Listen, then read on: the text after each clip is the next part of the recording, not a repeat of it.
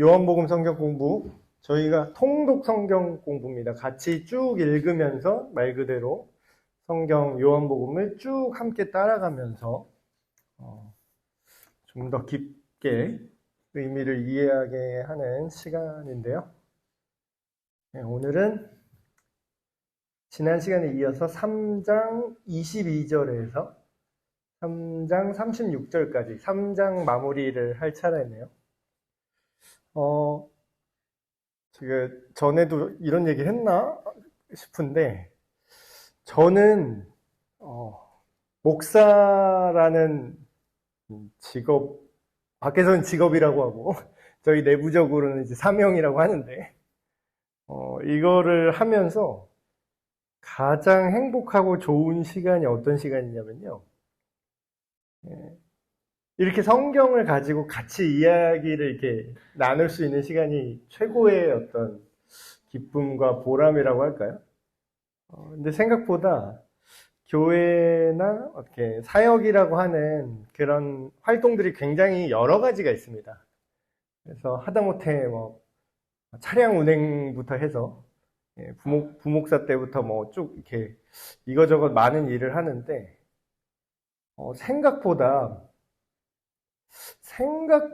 목사님들, 물론 다양한 이제 목사님들이 있죠. 어떤 목사님은 행정만 하시는 목사님도 있고, 뭐 사회복지만 하시는 목사님이 있고, 상담만 하는 목사님이 있고, 어떤 목사님은 뭐 계속 장례만 쫓아다니는 목사님이 따로 있고, 뭐 그런 정도도 있는데, 생각보다 한국 교회 전체적으로 봤을 때 목회자가 이렇게 성경을 직접적으로 이야기를 하고 나누는 시간이 의외로 많지가 않아요.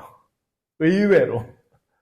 밖에서 볼 때는 이제 목사님은, 목사 안수를 받은 사람들은 당연히 성경 읽고, 당연히 성경 이렇게 이야기하고, 이걸 하는 걸 하겠거니 이렇게 생각을 하고, 저도 되기 전에는 그렇게 생각을 했었는데, 막상 되고 나서 이렇게 막 하다 보면 생각보다 다른 일들이 굉장히 많습니다. 그래서 그런지 너무나 당연하게도 목회자가 성경을 해석하고 같이 이렇게 이해시킬 수 있는 이런 시간을 하는 게 너무 감사한 것 같아요. 그래서 저는 이 시간이 정말 좋고요. 그래서 저만 좋은 게 아니라 여러분에게도 이 하나님의 말씀이 잘 이해되고, 설령 이해되지 않을지라도 왜 하나님은 이랬을까? 왜 이 성경에 기록된 이 사람은 왜 이렇게 할 수가 있었지? 이렇게 생각할 수 있는 시간이 된다면 그게 우리가 경험하는 많은 그 신앙생활, 그 시간 속에서 가장 의미 있는 시간이 되지 않을까 그렇게 생각을 합니다. 그래서 여러분도 마찬가지인 것 같아요. 여러분도 이제 성도님으로서, 그리스도인으로서, 사역자이기 이전에 그리스도인이잖아요, 우리가 다. 그래서 그리스도인으로서 살아가는 게 생각보다 이렇게 단순하지가 않고 굉장히 여러 가지 일들을 하시잖아요. 교회를 섬기실 때도 그렇고, 사회에서, 가정에서, 직장에서 하실 때도 굉장히 많은 일을 하기 때문에 내가 예수님을 믿는 그리스도인이 분명함에도 불구하고 성경 말씀 앞에 이렇게 딱 서서 정확하게 이렇게 내용이 정말 그런가? 이게 무슨 내용인가? 이렇게 보는 시간이 막상 많지 않은 것 같습니다. 그래서 저한테도 소중하고 여러분한테도 소중하고 우리 모두에게 소중한 그런 시간으로 좀 경험되면 좋겠습니다. 한번 시작해 볼게요. 22절부터 그 후에 예수께서 제자들과 유대 땅으로 가서 거기 함께 유하시며 세례를 베푸시더라. 지금 바로 전까지 지난 시간에 우리가 얘기했지만 바로 전까지 무슨 얘기를 하고 있었냐면 밤중에 니고데모가 예수님을 찾아와서 거듭남에 대한 이야기, 그리고 영원한 생명을 준다. 그 내용을 이야기하다가 갑자기 이 이야기가 확 바뀌어요. 근데 같은 3장이긴 하죠. 21절까지는 영원한 생명에 대한 이야기를 하다가 왜 갑자기 22절에 세례에 대한 이야기로 확 바뀌었을까요? 전에는 그냥 아무 생각 없이 이렇게 성경을 쭉 읽으면 그냥 뭐 이런 일 있고 이런 일 있고 막 넘어가는데, 이거를 기록한 사람이 예수님의 제자 요한이잖아요. 근데 요한이 기록을 한 게, 물론 이제 요한이 개인 생각으로 기록한 게 아니라 성령님의 감동하심으로 기록을 하는데, 그렇다면은 이게 요한이 뭔가 의도를 가지고, 그리고 그 요한이 의도를 가지고 쓴 그걸 성령께서 인도하셨다는 얘기인데, 이게 그냥 나온 얘기가 아니라는 거죠. 갑자기 세례의 얘기로 빠진 게. 제가 그래서 첫 줄에 이렇게 교환에 첫 줄에 이렇게 써놨는데, 이게 영원한 생명의 이야기를 구체화하는 사건이라는 거예요. 전에 이제 니고데모랑 얘기할 때는 예수님을 믿는 것이 영생을 얻는 것이다, 이렇게 뭔가 선언적으로 예수님이 딱 얘기를 하셨지만, 그게 정확히 어떤 개념인지를 이해를 못했죠. 니고데모도, 처음 듣는 니고데모도 이해를 못했고, 그거를 읽는 독자들도 그 당시에 지금 우리가 요한복음을 읽는 우리만 있는 게 아니라 이 요한복음을 예수님 시대의 그 1세기에 그리스도인들이 읽었을 거잖아요. 그때 이 사람들도 이 문서를 읽으면서 예수님이 누군지 복음이 누군지를 이제 눈치를 채야 되는 입장이고, 근데 21절까지 내용으로 봐서는 자기도 이해가 안 됐을 거예요. 예수님이 거듭나야만 한다. 너희가 성령으로 거듭나고 나를 믿는 자들은 아버지께서 영원한 생명을 얻게 하셨다라는 게 그냥 선언으로만 들었지 그게 이해가 안 됐을 거예요. 우리도 지금도 마찬가지입니다. 예수님 믿으세요. 이런 얘기라도 하면 좀 다행이에요. 근데 이런 얘기도 안 하고 뭐 교회에 오세요, 이 정도 뭐 얘기하는 것 같아요. 굳이 얘기를 하시는 분들은 교회에 나오세요. 그러면은 이게 굉장히 많은 설명이 필요한 거죠. 중간 과정이 정말 많이 생략된 얘기인데, 성경을 읽다 보면은 이제 선언적으로 막 하나님의 말씀을 선포합니다. 그래서 하나님은 이렇습니다. 하나님이 태초에 천지를 창조하셨습니다 하고 굉장히 일방적으로 얘기하는 것처럼 느껴져요. 근데 사실상 자세히 성경을 보면요, 선언만 딱 해놓고 니네가 알아서 알아들어 이런 식으로 나오지 않아요. 성경은 선언을 딱 해놓고 21절까지 니고데모가 못 알아듣지만 그 진리의 핵심을 쫙 얘기를 해놓고 22절부터 그게 무슨 뜻인지를 지금 상황으로 설명을 하기 시작합니다. 세례 이야기가 갑자기 나온 게 아니라 영원한 생명 얘기하다가 지금 세례 얘기로 바꿨어요, 요한이. 근데 세례의 의식을 우리는 자꾸 생각을 하잖아요. 이게 뭐 물에 들어가네, 마네, 뭐 물을 뿌리네, 마네, 뭐 이런 걸로 생각을 하는데, 세례 의식 자체에 너무 신경 쓰지 마시고요. 그 세례의 의미를 생각하시면 돼요. 왜 세례를 받는가? 그러니까 세례가 왜 필요한가? 근데 지금 우리 교회는, 현대적인 상황에서 교회는 예수님을 믿고 믿음을 고백하는 사람한테 세례를 주잖아요. 근데 이때는 예수님이 십자가에서 달리시기 전이잖아요. 그럼 사람들이 모른다는 거예요. 지금 우리가 알고 있는 세례의 의미를 몰라요, 이 시대 사람은. 근데 이 세례를 주기 시작했다고 지금 얘기를 하죠. 요한은 이미 주고 있었고 계속. 근데 이제는 예수님께서 세례를 같이 베푸세요. 근데 이제 정확히 말하면 예수님이 직접 세례를 베푸시진 않으시고 예수님의 제자들이 마치 세례 요한의 사역을 흉내내는 것처럼 따라해요. 흉내내는 것처럼. 근데 여기서 이제 그거 왜 갑자기 따라하지? 이런 생각을 할 수 있는데, 세례의 의미는 결국 뭐냐면요, 특별히 이 당시의 세례의 의미는 무슨 뜻이냐면, 복음을 제시하는 그 순서랑 지금이랑 원리가 똑같습니다. 지금도 우리가 복음을 전하려면 뭐부터 얘기를 해야 되냐면요, 우리가 왜 불행한지, 이게 말을 좀 바꿔서 할게요. 원래 고전적으로 사람들한테 전도할 때 옛날에는 이렇게 했어요. 네가 죄인이야, 이렇게 얘기했어요. 물론 틀린 말은 아닌데, 이해를 못하는 사람 입장에서는 굉장히 공격적으로 들릴 수 있죠.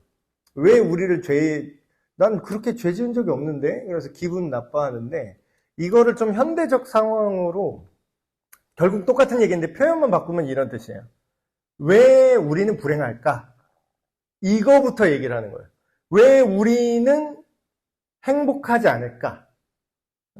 현대인들은 죄라는 개념이 흐릿하기 때문에, 근데 그걸 몰라도 상관없어요. 죄가 있기 때문에 결국은 우리가 불행하고 고통이 오는 거거든요. 그러니까 그 자리에 불행을 넣어도 그렇게 틀린 말은 아니에요.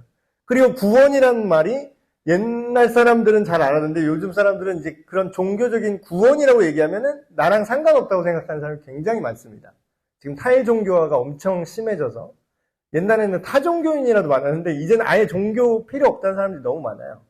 그러니까 구원이라고 얘기하는 자리에 행복이라고 딱 넣으면은 그들이 이해하는 게 개념이 딱 맞아요.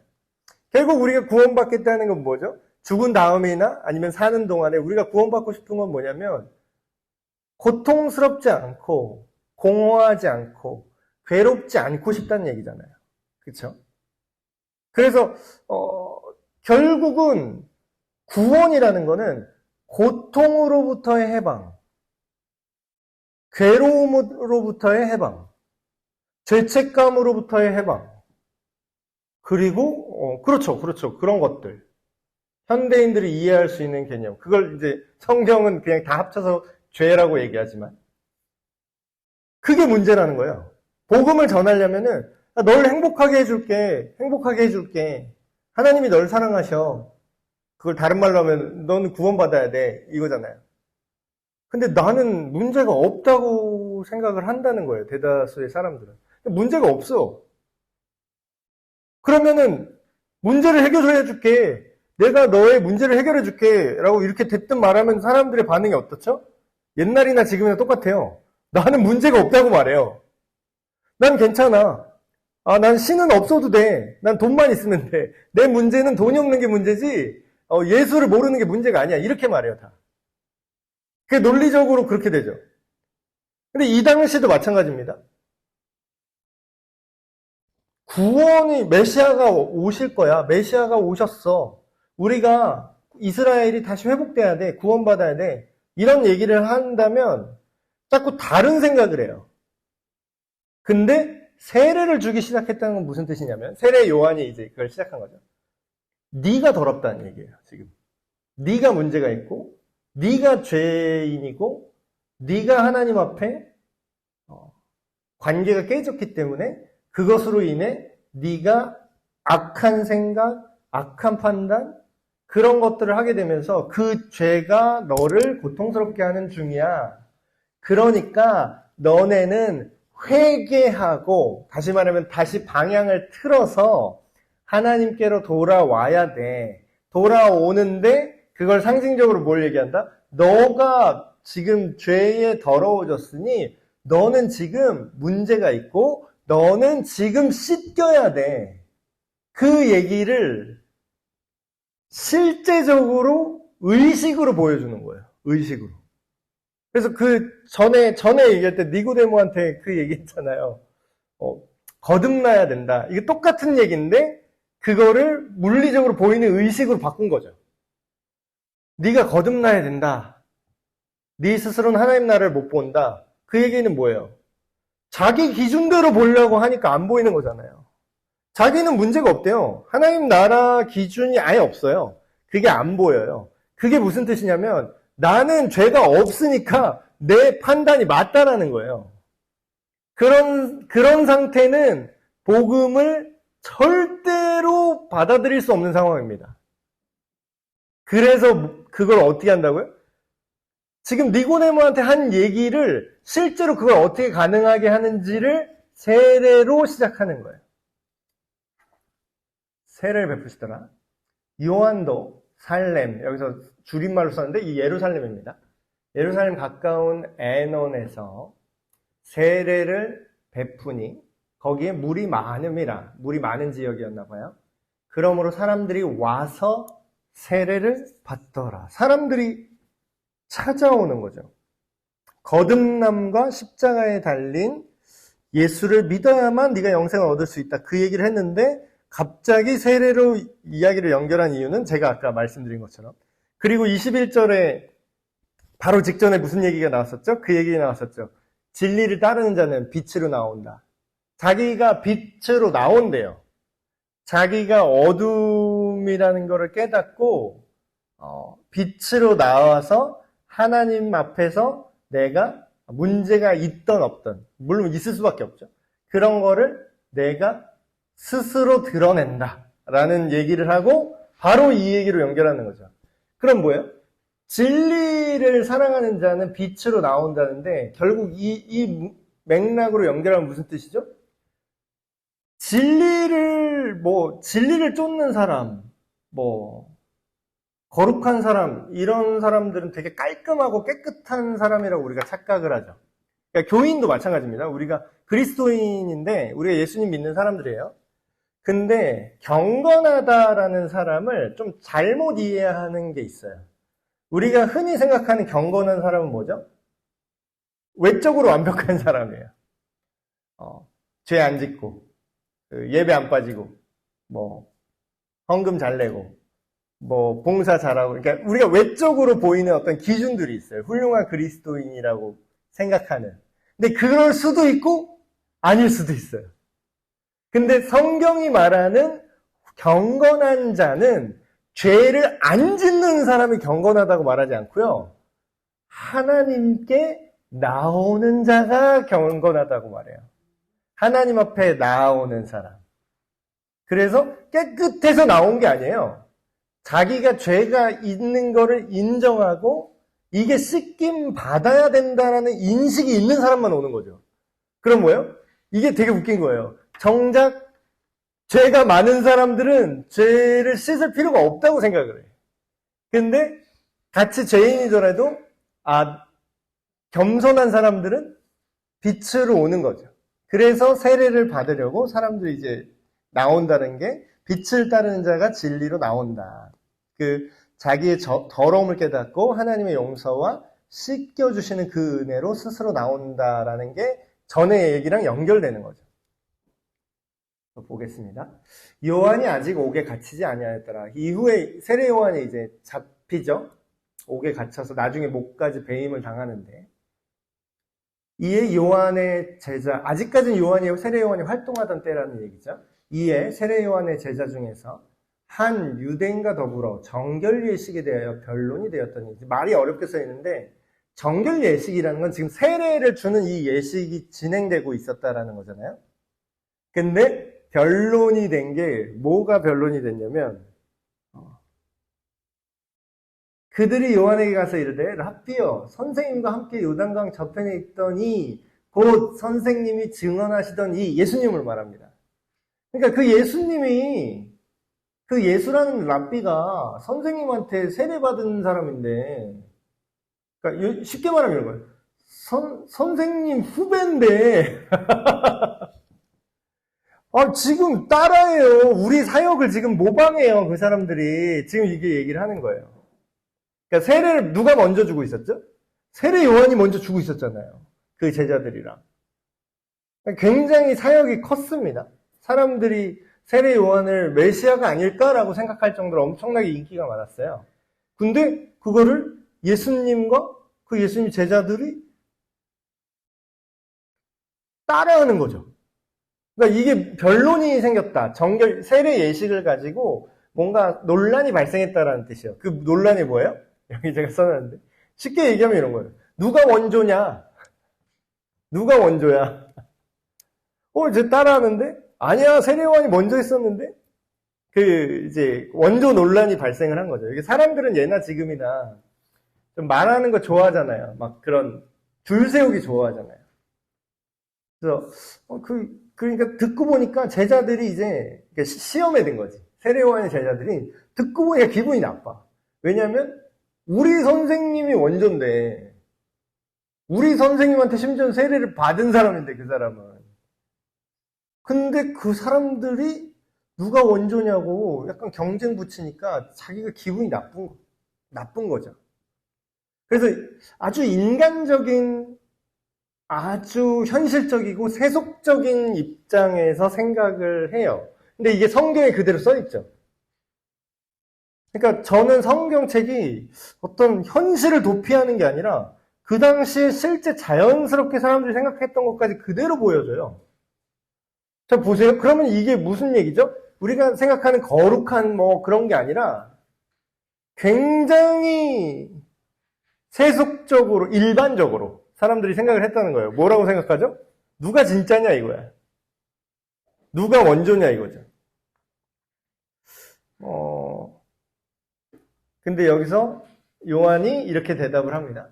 만일 하늘에서 주신 바 아니면 사람이 아무것도 받을 수 없느니라. 이게 어떻게 보면은 우리가 좀 가져야 될 그런 마음가짐인데, 누가 이렇게 확 올라가고 누가 확 떨어지고 이거를요 개인이 작게 생각하면은 어떤 그 인간의 어떤 정책이나, 예를 들면 어떤 교회가 이렇게 확 크고 어떤 교회는 막 몇십 년 동안 막 고만고만하고 막 더 줄어들고 막 없어지고 막 이러잖아요. 그러면 이제 우리가 이렇게 생각을 하는 거죠. 사람들이 말하기 좋아하는 사람들은 이렇게 얘기하잖아요. 막 자기가 막 결과를 보고 그냥 원인을 막 짜맞추잖아요. 그래서 저기는 저기 뭐 어느 목사님이 뭐 저기는 뭘 잘해서 저렇게 된 거고 이 목사님은 뭘 못해서 이렇게 된 거야, 이렇게 얘기를 하거나, 아니면 저기는 이제 신도시라서 사람들이 막 이렇게 몰려오는 그 입지가 좋아, 여기는 이제 구도심이라서 사람들 다 빠져나가고 인구가 줄어들어서 여긴 그렇게 된 거야. 그러니까 여러 가지 원인들을 막 얘기를 해요. 여러분, 근데 그게 물론 그 안에 구성원이나 그 담임 목사님이나 뭐 여러 가지 뭐 지역적 요인이나 뭐 시대적 요인이나 여러 가지가 있을 수 있지만, 그게 결국은 하나님께서 딱 그 타이밍이랑 그 시점이랑 그 모든 것들을 의도하신 분은 하나님이라는 거예요. 그러니까 원인이 없다라는 게 아닙니다. 그런 인간적으로 생각할 수 있는 원인이 있어요. 근데 그거를 누가 결정하냐고요. 거기가 신도시가 될지 어떻게 알았어? 그걸 뭐 인간이 뭐 계획했다고 해서 뭐 그 자리에 내가 그걸 알고 교회를 개척한 것도 아니고. 그리고 어떤 교회 컨설팅 하시는 그런 사역하시는 목사님이 있는데, 대형 교회들이 왜 이렇게 성장을 했나? 여기서 말하는 성장은 이렇게 양적인 성장입니다. 누가 봐도 커졌으니까. 그래서 그걸 알아보려고 그 교회에 가서 그 교회가 어떻게 성장했는지를 이렇게 내부적으로 이렇게 잘 이렇게 살펴봤대요. 여러 그런 대형 교회들에. 근데 이제 사람들이 흔히 생각하는 거는 뭐 이런 외적 요인 막 이런 거 뭐, 그리고 그 지역에 뭐 돈 많은 사람들이 많이 다닌다, 내지는 뭐 거기 담임 목사님이 뭘 잘한다, 이런 걸로 자꾸 이렇게 생각을 하는데, 그 요인이 뭐 여러 가지가 있지만 그 중에서 발견한 게, 저 그 얘기도 되게 깜짝 놀랐거든요. 그 이름만 대면 아는 엄청난 대형 교회예요. 근데 그 내부적으로 얘기를 들어보니까 거기에 전도를 굉장히 많이 하시는 한 권사님이랑 장로님인가 이렇게 계셨대요. 근데 그분을 이렇게 만나서 인터뷰를 하는데, 그 교회가 한 2만 명 이렇게 이 정도 되는 교회거든요. 엄청 큰 교회죠, 규모로 보면. 근데 그분이 20년 동안, 지난 그 교회를 섬기면서 20년 동안 그분이 복음을 전해서 전도를 해서 그 교회에 데려온 사람을 계산을 했는데 8,000명이래요. 20년 동안 8,000명을 전도했어요. 그러면은 우리가 전에 생각했던 우리 생각은 어떻게 되는 거예요? 그 담임 목사님이 뭐가 잘나서 이렇게 커졌구나, 아니면은 뭐 그 지역의 입지가 좋아서 뭐 이렇게 됐거나, 뭐 여러 가지 그런 게 있잖아요. 근데 알고 보니까 모든 그런 성장한 교회를 보면은 그런 이름도 없이 빛도 없이 뭘 했던 사람들이 곳곳에 있었다는 거예요. 근데 되게 웃긴 거는 그분이 그렇다는 걸 또 자랑도 안 하고 지나고 보니까, 계산을 해보니까 그런 통계가 나온 거예요. 그러니까 사람들은 모르죠. 그래서 그런 걸 보면은 지금 이 27절 말씀처럼 하늘에서 허락한 게 아니면 이런 결과가 나올 수 없다라는 게 단순히 우리가 운명론적으로 그냥 아예 정해진 걸 우리가 못 바꿔 이런 느낌이 아니라 하나님께서 여러 가지 복합적인 요소들을 조합해가지고 우리가 이해할 수 없는, 우리가 알지 못하는 어떤 원인에 의해서 어떤 결과가 나타날 수 있다는 거죠. 그래서 우리가 섣불리 막 세례 요한은 지금 사역을 초심 잃었어. 세례 요한은 지금 사역을 똑바로 못해서 지금 후발주자인 예수한테 밀리는 거야. 이렇게 사람들은 생각했을 거라는 거예요. 모르는 사람들은. 근데 이제 그 얘기를 하는 거죠. 이게 우리가 못나서, 제자야, 우리가 못나서 우리가 사역을 못해서 우리 세례가 이제 더 이상 인기가 없어진 게 아니다. 그 얘기를 하는 거예요. 내가 말한 바 나는 그리스도가 아니요 그의 앞에 보내심을 받은 자라고 내가 전에 말했지. 나 그리스도 아닌 거 니네한테도 말했지. 사람들한테도 말했지. 근데 아직도 내가 메시아일까라고 생각하는 사람이 아직도 이 시대에 있었어요. 예수님이 완전 이렇게 부상하기 전이기 때문에.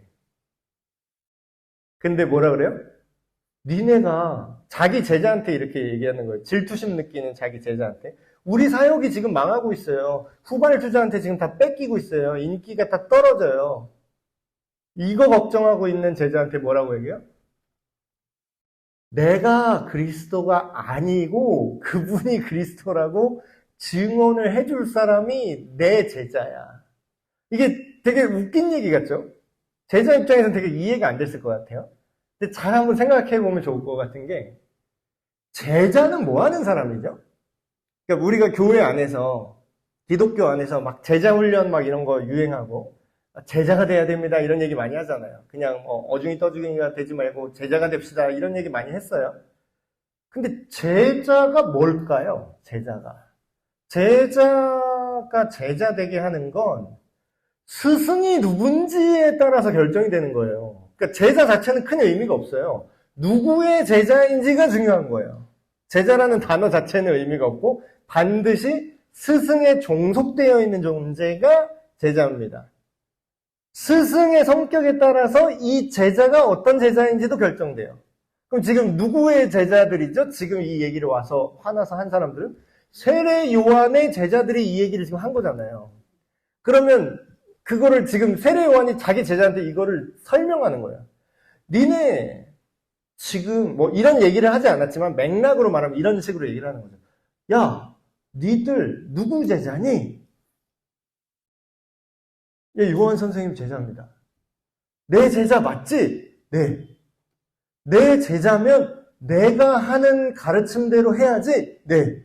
내 제자면 내 방향성대로 너도 가야지? 네. 내 방향은 내가 그리스도가 아니고 그리스도를 증언하는 자야. 내 정체성은 외치는 자의 소리야. 누가? 저분이 그리스도라고 외치는 게 내 정체성이고 그게 내 사역이야. 니들이 내 제자라면 너희도 그 사역을 해야 돼. 그 얘기하는 거예요, 지금. 그러니까 니들이 지금 서운할 필요가 없다라는 얘기를 하는 거죠. 오히려 지금 잘 된 거다. 신부를 취하는 자는, 이렇게 비유적으로 설명을 합니다, 제자들한테. 신부를 취하는 자는 신랑이나 서서 그 광경을 보면서 결혼식에서 박수치고 기뻐하는 사람들이 있잖아요. 신랑의 음성을 듣는 친구가 크게 기뻐한다. 마치 이런 거야, 지금. 니네가 기분 나쁠 필요가 없어. 지금 그 얘기를 하는 거야. 나는 크게 기뻐한다. 이런 기쁨으로 내가 충만했다. 그러니까 이게 지금 이 얘기를 바로 영원한 생명 얘기하면서 바로 세례 요한의 세례 사건, 이런 논쟁 얘기로 바꾼 얘기는 이 얘기가 왜 나오냐면요. 지금 니고데모 얘기를 했잖아요. 니고데모는 아직 예수님을 메시아로 정확하게 인지를 못한 상황에서 얘기가 끝났죠. 그래서 거듭나야만 한다. 하나님의 보내신 자, 그가 십자가에 달려서 들린 그 사람을 믿는 자마다 영원한 생명을 얻게 될 것이다. 라고 해놓고 이 얘기를 하는 이유는 뭐냐면, 세례 요한은 영생을 얻은 자의 모델이에요, 지금. 그 얘기를 보여주는 거예요. 지금 앞에 니고데모는 모르고 그 얘기를 듣기만 하고 아직 그거를 몰라요. 근데 그 다음에 세례원 얘기를 하는 거는 의도적으로 이걸 연결해서 보여주고 있는 거죠. 아, 정말로 하나님 나라를 얻은 사람, 영생을 얻은 사람은 어떠한 생각을 갖고 있고 어떠한 삶을 사는가를 지금 보여주는 거예요. 자, 이게 우리 삶으로 이걸 가져오면 이런 겁니다. 벌써 이 기준이 다른 게 여기도 나오죠. 세상의 기준은 뭐죠? 자기네 사역이 잘 돼야 돼요. 세상의 기준은 자기 덩치가 커져야 되는 거예요. 그러니까 이게 굉장히 모순이죠. 근데 여러분, 이게 덩치가 커져야 될 때도 있는데요. 덩치가 커지면 커질수록 망할 수 있는 때가 있거든요. 그러니까 크다고 무조건 좋은 게 아니야. 근데 세상은 뭐죠? 세상은 크면 클수록 좋아요. 돈이 많으면 많을수록 좋고 크면 클수록 좋아요. 근데 교회나 하나님의 나라는요. 때로는 언제나 그런 건 아닙니다. 때로는요. 뭔가 세상적인 그런 큰 명예나 물질이나 이 규모가 커지잖아요. 그러면 오히려 하나님 나라가 서기가 힘들어지는 경우가 좀 많이 생깁니다. 예를 하나 들어볼게요. 교회에서 분쟁이 생기는 가장 큰 이유가 뭐냐면요. 교회가 힘이 있을 때 분쟁이 더 많이 생겨요. 왜냐면 떨어질 콩고물이 너무 많거든. 여러분 좀 큰 교회 당회 한번 구경해 보신 적 있는지 모르겠는데 저도 뭐 아주 큰 교회는 아니었지만 그래도 뭐 1000명 규모 교회 이렇게 당회 이렇게 봤는데요. 저는 장로님들이 그렇게 화가 많으신지를 그때 처음 알았어요. 거의 무슨 뭐지? 그 회사에서 무슨 정책 이렇게 해놓고 그거 평가받는 그런 느낌일 수 있어요. 그래서 막 그렇게 뭐 이걸 왜 이렇게 했었어야 되는데 막 고성이 오가고 막 그런 교회가 근데 꽤 많아요. 그런 교회가. 그래서 이제 오죽하면은 그런 목사님들이 당회 들어가기 너무 싫다 뭐 이런 얘기가 나오는 거죠. 근데 왜 그러냐면 규모가 큰데 그러면 거기 있는 모든 구성원들이 한 마음이 되기가 구조적으로 더 힘들어져요. 그리고 거기에 복음의 본질대로 가려고 하는 힘이 유지되기가 그 비율을 유지하는 게 점점 힘들어져요. 자, 이거는 뭐 성경 원리에서 똑같이 얘기합니다. 구원이 좁은 길인가요? 넓은 길인가요? 그러니까 우리 희망사항 말고 많은 사람이 예수님을 진실로 믿고 진리를 깨닫고 올바른 그 하나님의 관점을 갖길 원하죠. 하나님이 그걸 원하시고. 근데 실상 그 숫자가 많다 그럽니까? 그 비율이 많다 그럽니까? 결과적으로 적을 거라고 얘기합니까? 적어요. 근데 뭔가 사역이 커지고 교회가 그래서 큰 교회를 잘하는 데는 정말 존경스러운 거예요. 그거는 정말 구조적으로 그게 굉장히 어렵거든요. 그래서 생각 있는 이제 목사님들은 교회가 이렇게 몸뚱이가 너무 커지면 안 좋아하시더라고요. 그러니까 좀 경계하시고 그리고 심지어는 쪼개기도 하죠. 이제 너무 커지는 것 같으면 또 이렇게 나눠서 또 분립해서 또 여러 교회로 더 복음의 순수성, 역동성을 민첩함을 더 유지할 수 있는 규모로 이렇게 이제 나눠주시곤 합니다. 그래서 우리가 이런 거 세례 요한의 이 시각이 이게 복음 앞에 순수함이죠.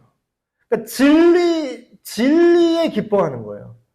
자, 내 사역이 이게 굉장히 한 끗 차이인데 어떻게 보면 어떤 분들은 막 그런 걸 자랑하는 분들도 많아요. 뭐 목회자만 그런 게 또 아니라 그 성도님들도요. 막 이런 거 있어요. 어떤 이제 성도님들은 굉장히 어깨에 힘이 많이 들어가시는 분이 있어요.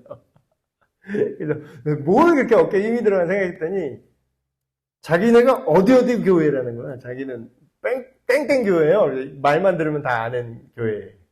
내가 땡땡 교회 권사야 이러는 거예요. 근데 거기는 뭐 권사님 되려면 막 몇 번 떨어지고 투표 막 한 3번 떨어졌다가 4번째 되고 막 이런 거거든요. 그러다 보니까, 아니, 그렇게 할 거면 뭐예요? 그렇게 어렵게 직분자가 됐어요? 예를 들어서. 대형 교회라서. 그런데, 그게 벌써 어떻게 생각해요? 그걸 공로로 생각하잖아. 내가 이 정도야. 내다. 벌써 그게 딱 어깨에 힘이 들어가죠. 근데 그게 아무런 상관이 없습니다. 그러니까 되게 아무런 의미가 없어요. 그 마인드가 무슨 마인드냐면요. 지금 세례요한 제자들이 생각하는 마인드랑 똑같지 않아요? 아, 우리가 그래도 이 사역 1등 사역인데 지금 우리 식으로 말하면 우리 교회가 대형 교회인데 이거예요. 우리 교회 규모가 얼마인데 우리 교회 전기세만 해도 조그만 교회 예산 1년 예산보다 더 많이 나와요. 막 이래. 아, 그게 무슨 상관이야. 정말 몸집만 큰 거잖아. 세례요한 제자들도 이렇게 생각해요. 자기네 사역이 크다 이거야. 많은 사람이 세례 받으려고 지금 줄 섰다 이거예요.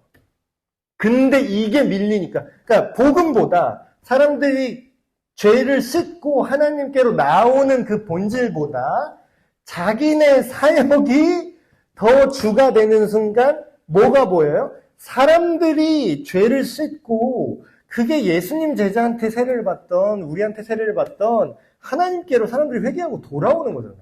그걸로 구원의 역사가 일어나고 하나님 나라가 확장하는 걸로 기뻐하는 게 본질인데 기쁘지가 않은 거예요. 화가 나는 거예요. 뺏긴다고 생각하는 거예요. 그럼 뭐예요? 이게 니들 그거 하나님 나라 아니야. 니네가 영생을 누리는 게 아니야. 그거를 세례 요한은 지금 보여주는 거죠. 그래서 이게 이때만의 얘기가 아니라 지금 우리가 살고 있는 얘기예요. 이런 분들 굉장히 많아요. 굉장히.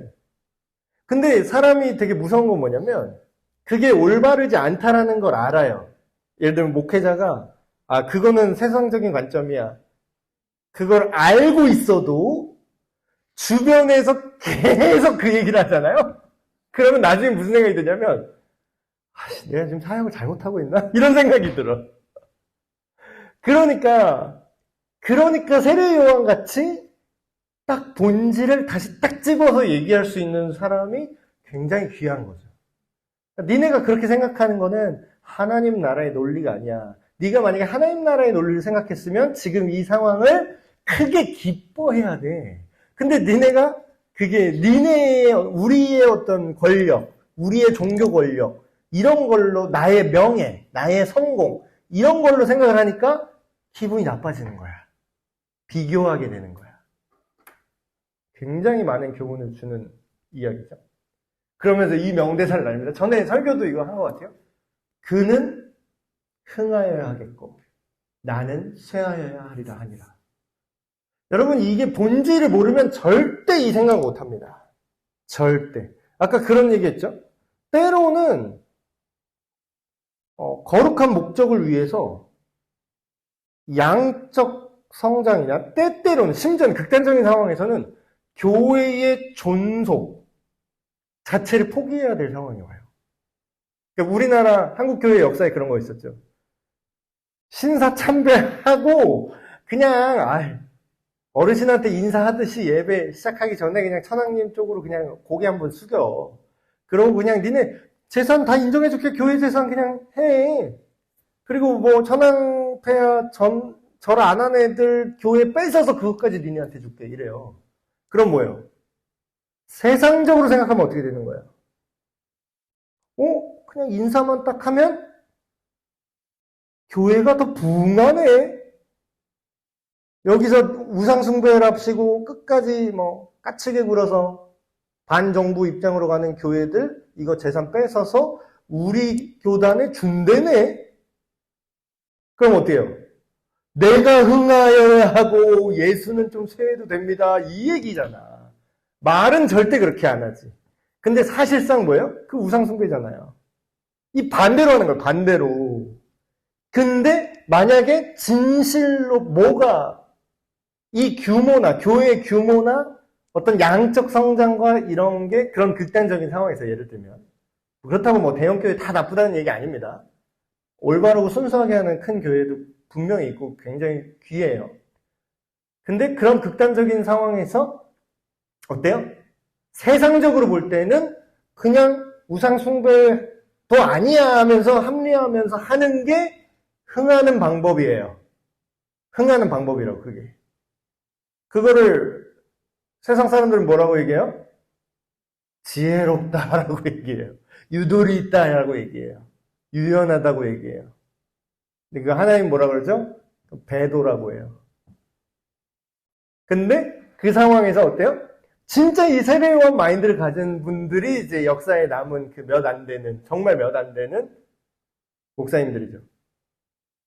끝까지 신사참배 안 한 목사님 어떻게 된 줄 아세요? 교회 박살났어요. 완전 세상적인 기준으로는 여기 여기 교회 건물 예를 들면 에베네셀 교 있잖아요. 여기 압류. 이거 재산 다 뺏기고 저 목사 그 안수증 취소. 목사 안수 자격증 취소. 저는 목사도 아니게 되는 거예요. 그냥 파문 같은 거예요. 설교권 뺏겨. 강도권 없어. 설교 금지. 이제 설교를 못 해요. 만약에 그런 극단적인 시대에서는. 그럼 뭐예요? 제자들이 뭐라고 할까요? 목사님 그래도 사역을 해야 되지 않겠습니까? 그냥 절 한번 하고 사역을 해야 되지 않겠어요? 사역을 왜 하는 거죠? 목사님 그래도 교회를 살려야죠. 교회가 뭐죠? 교회를 살리기 위해서 그냥 고개 한번 숙이고 하시죠. 이런 사람들이 있었을까 없었을까? 분명히 있었어요. 있는 정도가 아니라 대부분이 그랬어요. 대부분이. 그럼 뭐예요? 그때 세례요한 같이 진리를 똑바로 보는 사람은 그런 목사님들 뭐라 그랬어요? 내가 쇠해도 괜찮아. 우리 교회가 쇠하는 정도가 아니라 없어져도 우리 교회는 존재하는 거야. 하나님이 볼 때 우리 교회 건물 뺏기고 나 목사 자격증 뺏겨도 하나님이 볼 때 나는 진짜 목사야. 저들이 가짜 목사야. 하나님이 볼 때. 저들이 교회가 커지고 재산이 많아져도 하나님 볼 때 저들은 쇠하는 중이야. 하나님의 나라는 흥해야 되고 나는 쇠해도 상관이 없어. 오히려 내가 쇠하는 것이 하나님 나라가 커지는 거야. 그런 상황이 이때만 있는 게 아니라 우리 역사에도 있었다는 거예요. 앞으로 이런 날이 또 올 수도 있어요. 그때 여러분 어떻게 하실 거예요? 요한복음 우리 3장 성경 공부 그때 했던 걸 기억하시면서 본질을 기억하셔야죠. 그런 어떤 핍박의 때가 왔을 때. 세상이 볼 때 교회가 잘 되고 성공한 그런 지표가 있는데 그 지표를 따라갈 건가? 그 지표보다 더 중요한 본질을 유지할 건가? 그래서 뭐 너무 또 오해하실까봐 뭐 사족을 달면 오늘날은 그런 핍박의 때가 아니죠. 지금은. 그래서 올바로 복음을 전하고 성도들이 정말로 우리 교회가 한 사람 한 사람이 우리 사람들이 교회잖아요. 우리 한 사람 한 사람이 말씀을 이렇게 먼저 맛보고 와 이게 이런 깊은 의미가 있었구나. 예수님께 더 깊게 그런 감탄하게 되면요. 단기적으로 보면은 뭐 당장 막 교회가 부흥하거나 크게 커지거나 안 그럴 수 있는데 장기적으로 보잖아요.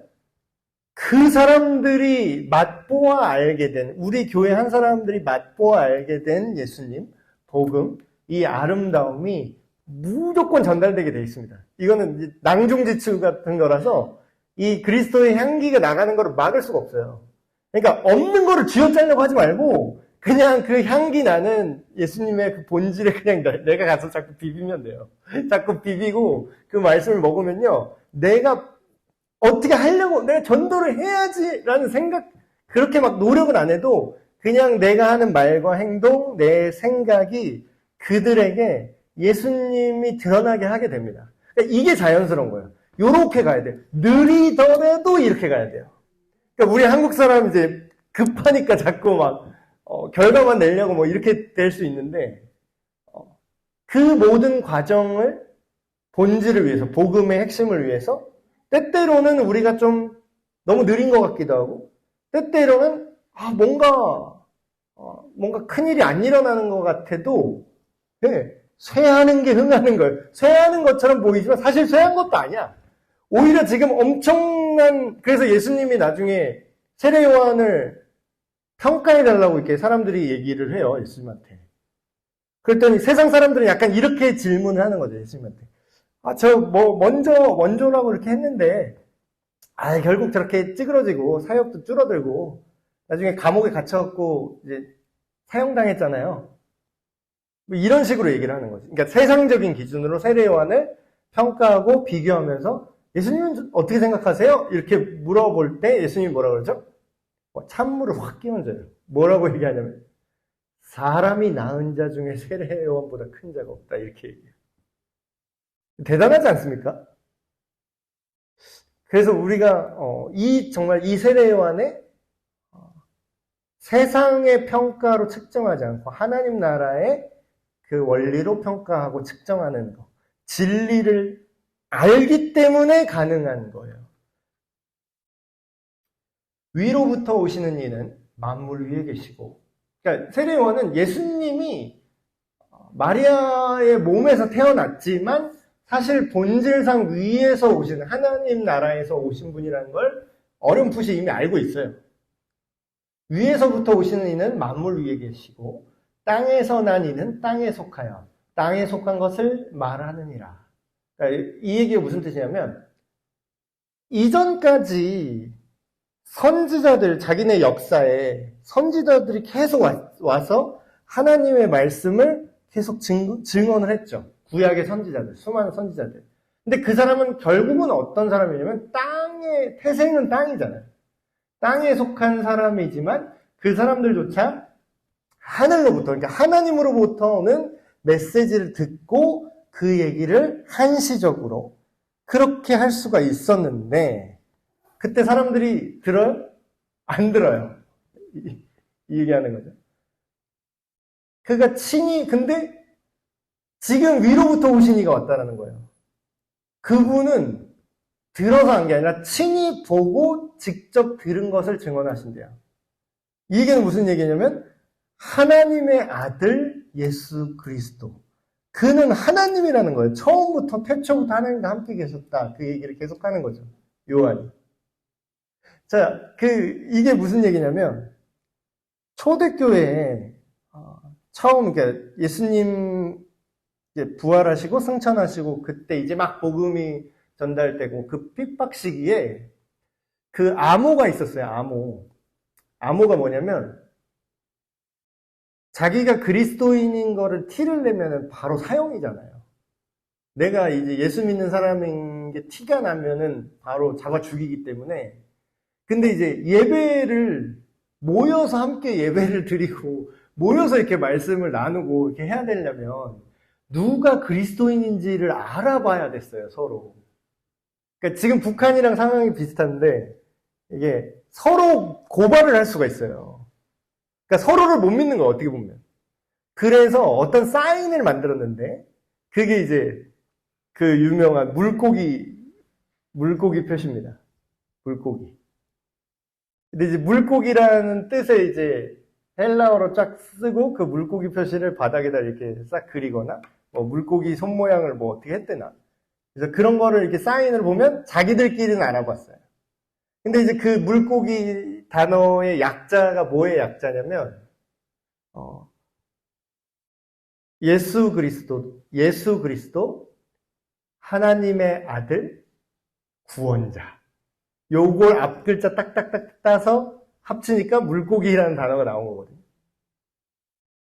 그럼 뭐예요? 결국은 예수가 초대교회의 그냥 가장 교회의 기본 신앙 고백. 우리가 교회다. 너도 교회고 나도 교회다라는 인식할 수 있는 그 핵심 메시지가 뭐냐라는 거예요. 예수가 하나님이시고 하나님의 아들이신 그 구원자 그리스도시다. 그게 핵심 코어라는 거죠. 그러니까 그거는 선지자들은 보내서 듣고 뭐 이런 거를 전한 거지만 예수님은 하나님의 아들이시고 본인이 직접 그걸 알고 계신 그거를 인간의 언어로 직접 알려주신다. 그 얘기를 하는 거예요. 근데 그걸 사람들이 믿어요, 안 믿어요? 믿는 사람도 있지만 대다수는 안 믿는 사람이 많죠. 그런데 그의 증언을 받는 자는 하나님이 참되신다는 것을 인증했다라는 거예요. 그래서 여기 보면은 예수님의 증언을 받아들이는 사람은 결국은 뭐냐면요, 하나님이 진실하고 올바르다는 걸 알게 된다라는 거죠. 그래서 다시 말하면 예수님을 믿는다라는 건요, 예수님이 하는 사역의 내용을 믿는다라는 거예요. 그래서 우리가 막 사람들이 예수 믿어요 이렇게 할 때 그게 굉장히 부정확한 말인 게, 우리가 흔히 쉽게 예수를 믿는다라고 얘기하는데 그 얘기는 자세하게 들으면 예수님이 누구고 예수님이 무슨 일을 하셨고 그게 무슨 뜻이고 그게 나랑 무슨 상관인지까지 아는 게 예수를 믿는 거예요. 그래서 결국은 예수님이 하신 일, 여기 아직은 그게 완성이 안 될 때죠. 이때는 십자가에서 그분이 온 인류의 죄를 대신 지고 죽으시고 부활하셨다. 그 사역을 믿는다는 건 곧 뭐예요? 그게 하나님을 믿는다라는 거예요. 그게 하나님을. 이제 사람들은 막 요즘도 막 그러죠. 그냥 나도 하나님 믿어. 근데 뭐예요? 그거는 믿는 게 아니에요. 정확히 성경적으로 그게 믿는 게 아니라 하나님을 믿는다고 말하려면 하나님의 아들 예수 그리스도가 하신 일의 의미를 믿는 게 하나님을 믿는 거예요. 그래서 쭉 이렇게 한번 생각을 해볼 게 있는데,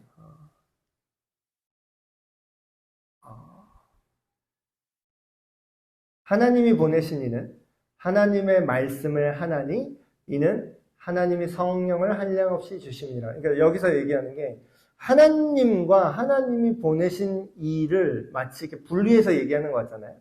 하나님이 보내신 이는, 여기서 말하는 하나님이 보내신 이는 예수님을 말하는 거죠. 이 당시에는 예수님이 육체로 계실 때니까. 근데 이때나 지금은 보이지가 않잖아요, 우리는. 예수님이 이 시대에 살아계신, 그러니까 몸뚱이로 있는 게 아니니까. 근데 이 당시는 몸으로 계셨을 때도 사람들이 예수님을 믿는 사람도 있고 안 믿는 사람도 있어요. 근데 그러면은 지금이나 그때나 공통점이 뭐냐면요, 예수님을 믿을 근거가 필요해요. 아니 어떻게 덮어놓고 믿어? 누군 줄 알고. 근데 이제 그 근거를 이렇게 얘기하는 거예요. 네가 이 얘기를 좀 이렇게 의역해서 풀어서 얘기하면, 네가 이 예수라는 사람이, 나사렛 출신의 예수라는 사람이 그 메시아라는 거를 니네가 의심할 수도 있다. 잘 모를 수도 있다. 근데 만약에 이분이 정말로 그 메시아라면, 그리스도라면, 하나님이 보내신 그 분이 맞다면 그는 자기 생각을 별도로 말하는 게 아니라 하나님이 전달하신 말씀을 그대로 말할 거야. 실제로 예수님도 뭐라 그러죠? 많은 성경 구절에서, 여기 이제 제가 썼는데 요한복음 12장 49절에서 50절에 보면은 예수님 스스로 나중에 뭐라 그래요? 내가 내 맘대로 말하는 게 아니라 나를 보내신 이의 말을 그대로 전한다, 이렇게 얘기해요. 근데 이 얘기가 자기는 신이 아니라고 얘기하는 거로 혹시 착각하는 사람들이 있는데, 그게 아니라 오히려 그 반대죠. 하나님이 삼위로 이제 계시는데, 삼위 하나님인데, 하나님이 그렇게 막무가내로 자기 의견을 지멋대로 이랬다 저랬다가, 약속했다가 안 했다가, 약속했는데 안 지켰다가, 이렇게 틀었다가 새로운 교리 추가하고 이런 게 아니라는 거예요. 왜냐하면 그 삼위 하나님이 완벽한 공동체성으로 서로 상호 합의된 변하지 않는 약속이 이미 있다는 거예요. 그 얘기는 뭐예요? 내가 갑자기 약속을 새로 만들거나 취소하거나 틀 수 없다는 거예요. 어느 한 위격도. 하나님이시지만 하나님도 변하지 않게 서로를 증언하시는 거죠. 공동체성. 아버지의 말을 그대로 아들이 수행하고 성령께서는 그걸 돕고, 그럼 성령의 생각은 아버지의 생각과 일치하고, 그래서 그 영분별 막 이런 거 이제 얘기하는 거, 뭐 귀신이 들렸네 마네 뭐 이렇게 얘기할 때 저 사람이 뭐 진짜네 아니면 저게 정말 하나님의 성령으로 예언하네 아니네 이런 걸 판단하는 가장 쉬운 기준이 있어요.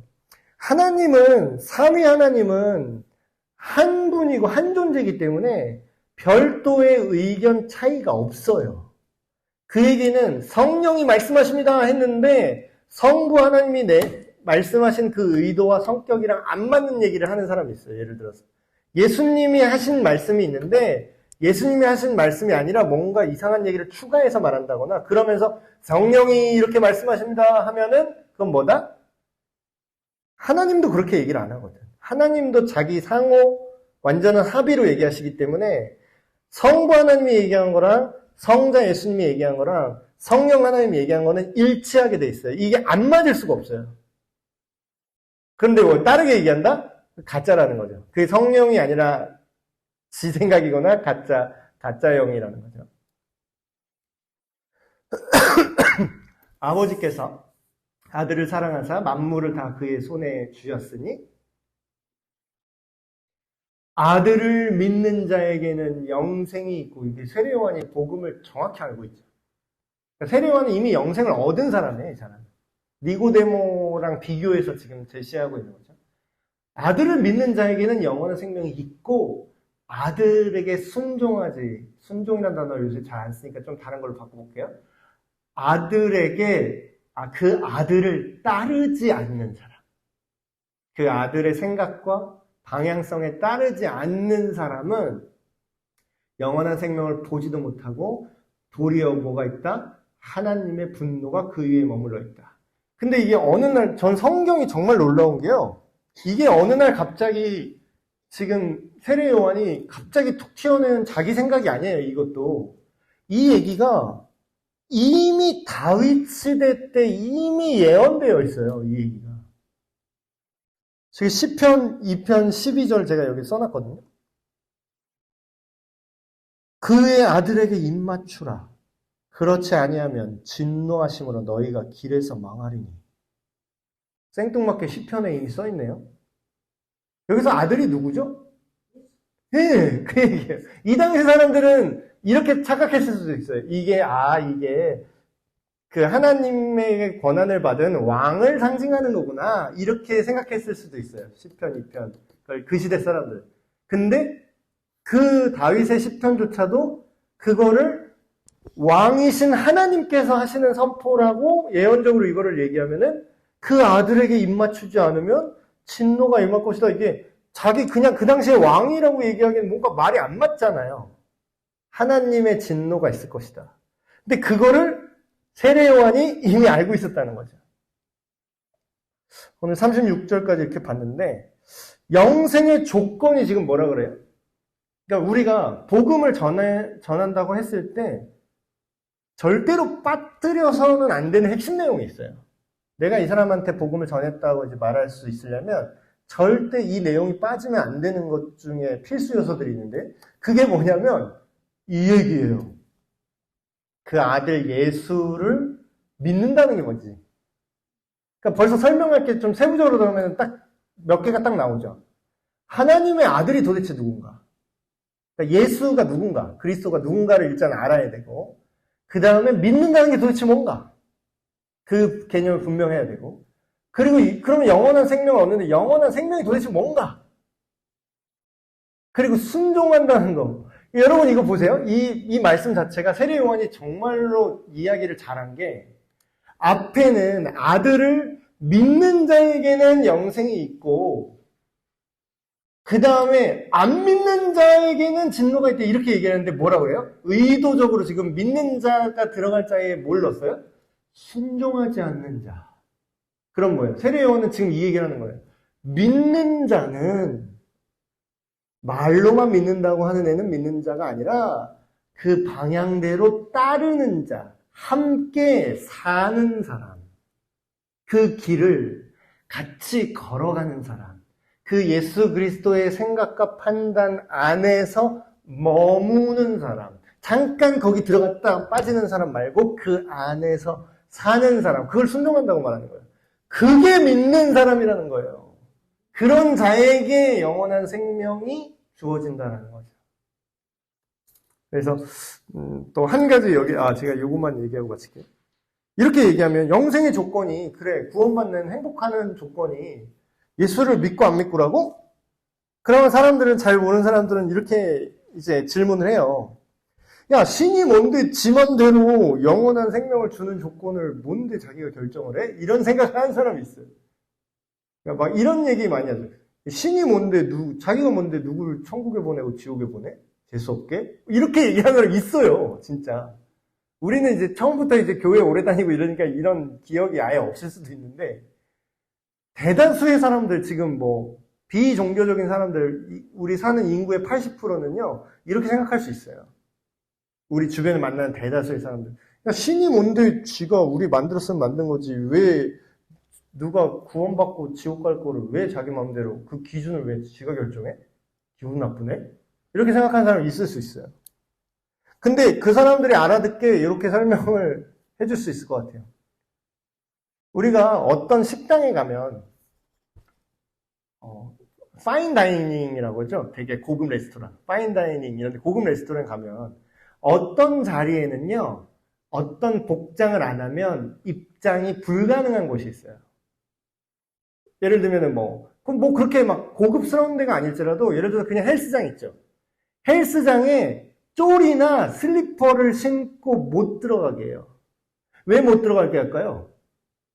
거기서 슬리퍼 신고 맨발 발가락으로 거기서 운동한다고 들어갔다가 그 아령 떨어뜨려갖고 발가락 깨지거든요. 그런 일들이 일어나요. 그래서 헬스장에 그 헬스장 입장 원칙이 뭐예요?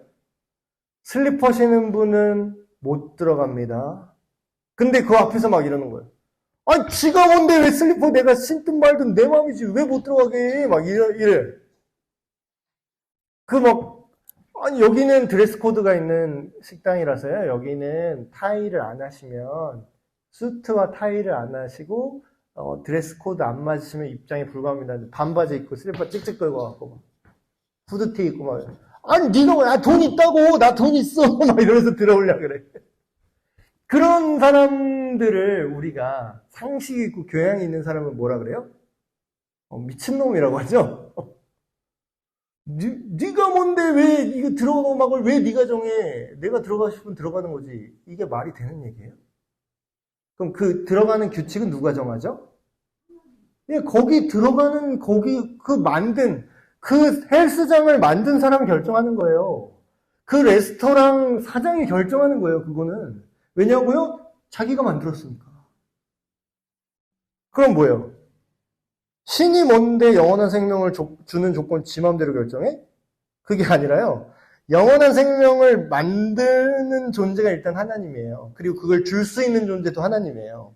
그러니까 쉽게 말하면 하나님이 사장이라고. 그럼 뭐예요? 근데 그분이 의도적으로 유일한 방법을 만들었어요. 의도를 가지고 유일한 방법을 만들었어요.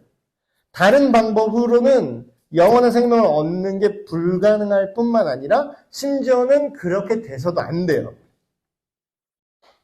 이게 무슨 뜻이냐면 지금 용서를 받는 문제잖아요. 세례를 받는 게. 지금 내 죄를 회개하겠다라는 거잖아요.